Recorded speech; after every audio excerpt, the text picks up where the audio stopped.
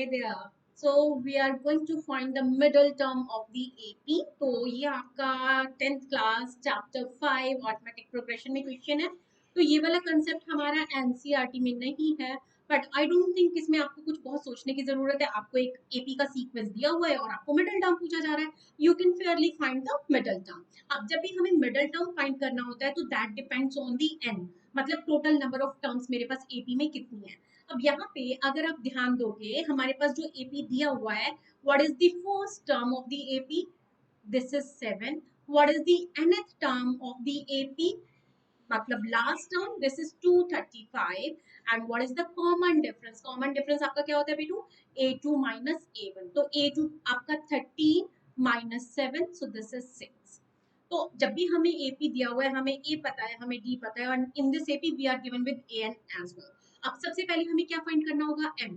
तो जो हमें ये मिडल टर्म फाइंड करनी है, ये मिडल टर्म का ना actually we are having two formulas that depends on number of terms. तो इफ n is odd, there is a different formula, and if n is even, then there is a different formula. Because if n is odd, then the middle term will be n plus 1 upon 2th term. ठीक है. If n is odd, in that case there will be n plus 1 by 2th term, जो होगी वो middle term हो जाएगी. तो let's check whether n, मतलब total number of term, ये जो हमें एपी दिया है इसमें इवन है या ऑड है. तो हम an का फॉर्मूला अप्लाई करेंगे. What is the formula of an? yes yes yes it is a plus n minus 1 within the bracket d. अब यहाँ पे आप लिखेंगे an की वैल्यू 235 and then this is equal to a plus n minus 1. d का वैल्यू कितना है हमारे पास? 6. अब ये 7 आपका लेफ्ट साइड पे आके क्या हो जाएगा? Subtract. Don't open the bracket, we will just divide the LHS by 6 in the next step. So when you subtract these two, 15 minus 7, 8, 2, 2. तो 228. अब आपका यहाँ पे ये जो 6 है, नेक्स्ट स्टेप में ये यहाँ के डिवाइड हो जाएगा, क्योंकि आपका इक्वेशन का रूल होता है, अगर आपका कोई ऑब्जेक्ट मल्टीप्लाई होता है तो on the other side of the equation it will get divide.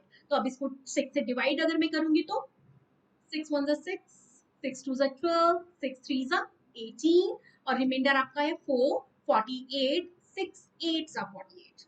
Okay. अब ये जो -1 यहाँ पे आपको दिख रहा है, it will get on the left side and +1.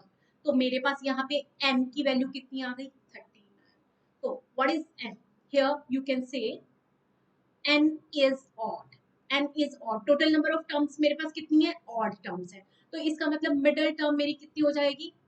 Middle term, which term will be the middle term?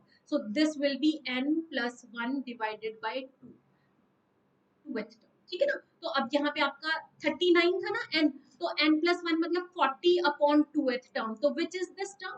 a20th. a20 is the middle term. अब हम middle term की वैल्यू फाइंड कर सकते हैं. what is the middle term?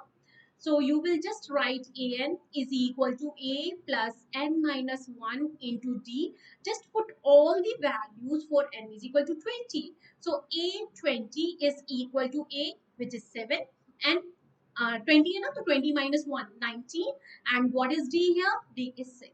So this is 7 plus 114, and this is, दोनों को आप add कर देंगे, 121. So 121 is the middle term of this given AP. अब यही क्वेश्चन अगर हम लोगों को इस तरह से दिया जाए, जहां पे हमारे पास n total number of terms मान लीजिए इवन हो जाएंगी, तो will there be any difference? Let's check.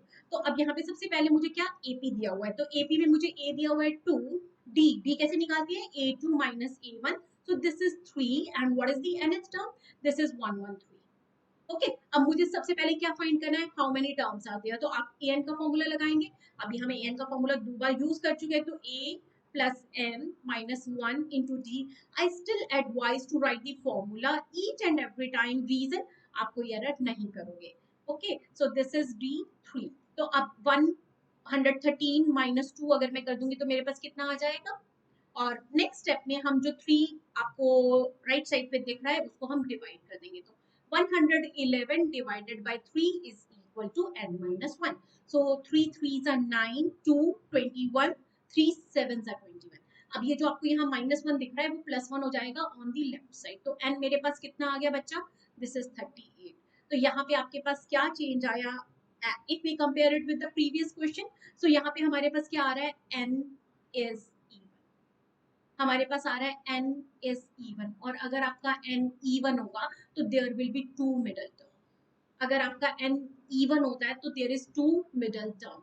अब वो जो दो मिडल टर्म होती है उनका फॉर्मूला क्या हो जाएगा, n बाय टू एथ, एक मिडल टर्म आपकी हो जाएगी, and n by two plus one एथ सेकेंड आपकी मिडल टर्म हो जाएगी। तो अगर मैं n को 38 पुट करती हूँ तो आपका n बाय टू कितना हो जाएगा, 19, and next term 19 plus one है ना, तो 20th, तो 19 and 20th are the middle term.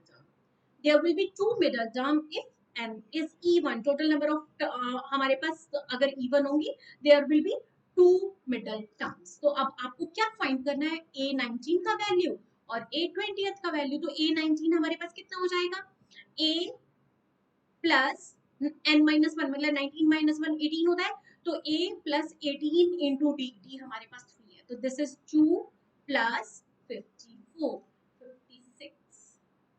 और अब जब हम सेकंड केस लेंगे 20th टर्म फाइंड करने के लिए, तो it is a plus 20 minus 1 19 into g, this is 3, so this is 2 plus 57 and this is our 59। so there are two middle term, one is 56 and the next is 59। so I hope this helps you, thank you।